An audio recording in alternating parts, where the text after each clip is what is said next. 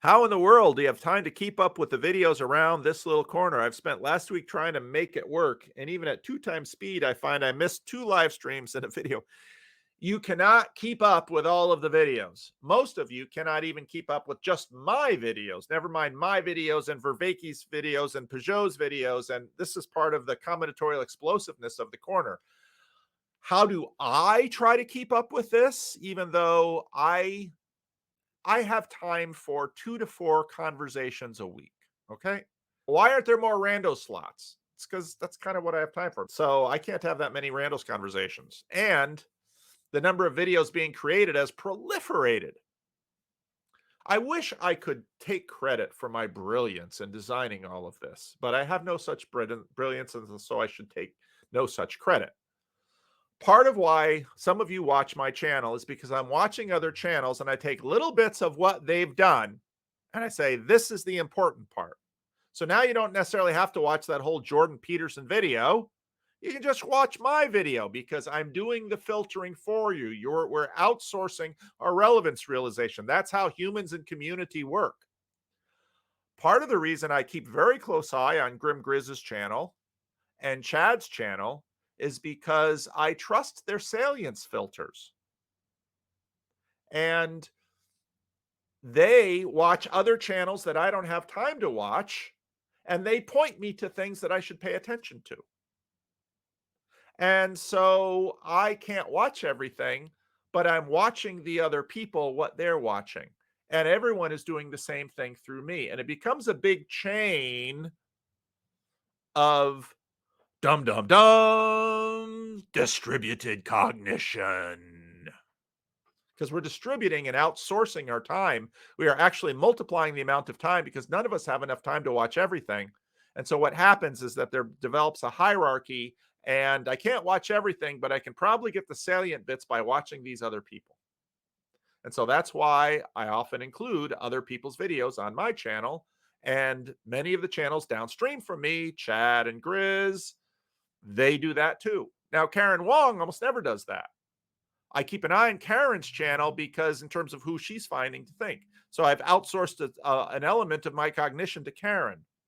But Grizz and Chad, I keep close eye on their channels because Chad, by virtue of his vocation, Chad and Grizz keep a real good eye on the corner.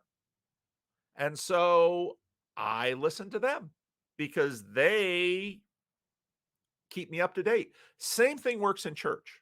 Even though my church is very small right now, I listen to my council. Why?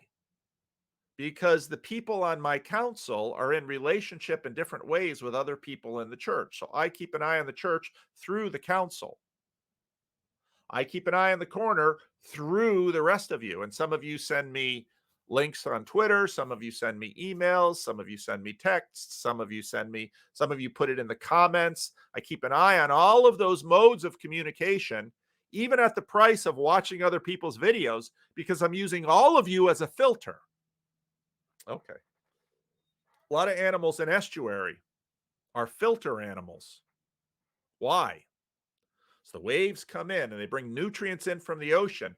And those little, now I might be getting some of the biology wrong, so be gentle with me. But those little urchins and those little crabs, something floats along and they take it.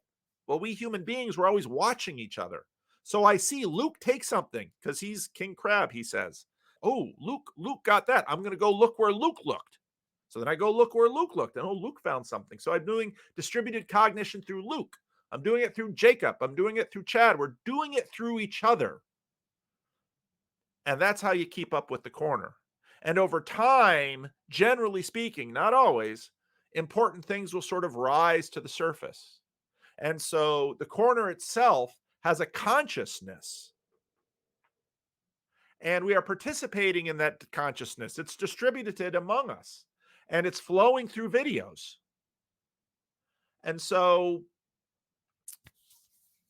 this is what we're doing. You can't watch everything, just like this is the combinatorial explosiveness problem.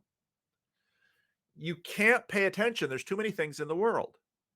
So the amazing things about human beings is that we network together.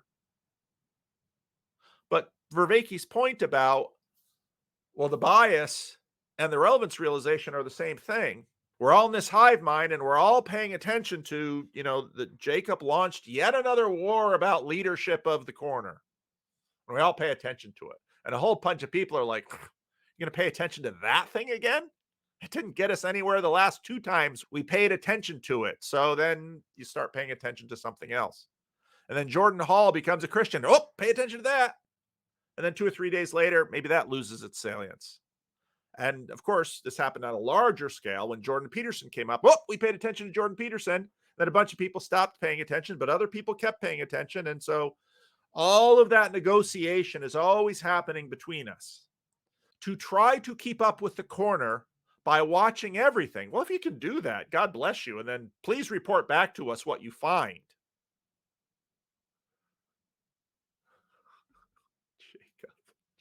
Jacob, Jacob, you are a key member of this little corner, one way or another, and you are creative and you love people. You really do. That's why you can be so caustic sometimes. You really do love people. You really do care. You've got a good heart and a tender heart. And you start new things and they don't all work, but that's the dilemma of innovators. Innovators start 10 things for every one thing that's actually a success. So, and I could tell all these things to you, just like Jesus told Peter, you'll deny me, and can't stop Peter. None of this is going to stop you, Jacob, because you are who you are.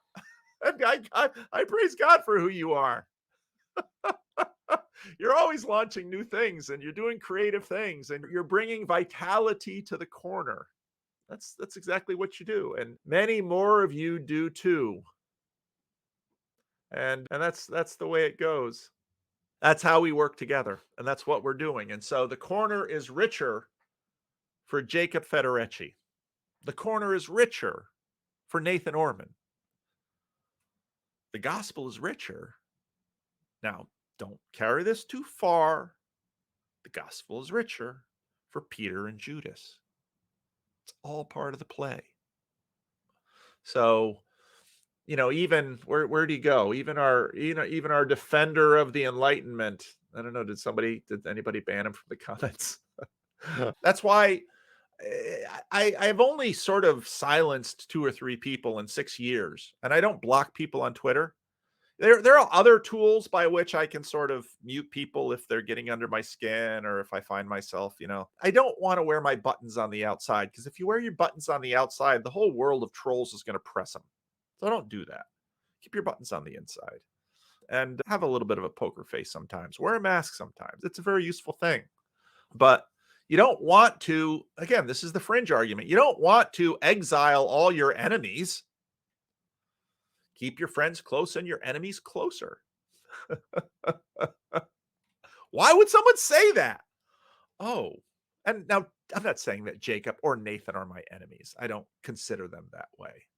And neither Grogan, the guy who's defending the Enlightenment, he's probably lost patience with me and wandered off. So this is what we do, and it's a beautiful thing, and I'm loving it. I'm absolutely loving it. I don't mind when people denounce me or call me out or say I'm doing it wrong. It's absolutely fine. It's absolutely fine. And I won't say that it never gets under my skin or I don't get tired of it or anything like that. And every now and then I won't lose my temper and, use my status to smack someone down or even mock them or something like this. I will do that sometimes. But yeah, this is what it means to be a human being. And this is the game we're developing.